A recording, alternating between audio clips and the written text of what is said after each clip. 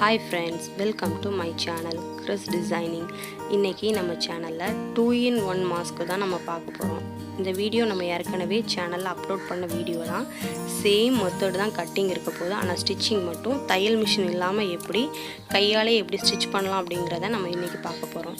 ஏற்கனவே அந்த வீடியோ பார்க்காதவங்க பெல் ஐக்கானில் நம்ம லிங்க் கொடுக்குறேன், அதை செக் பண்ணிக்கோங்க.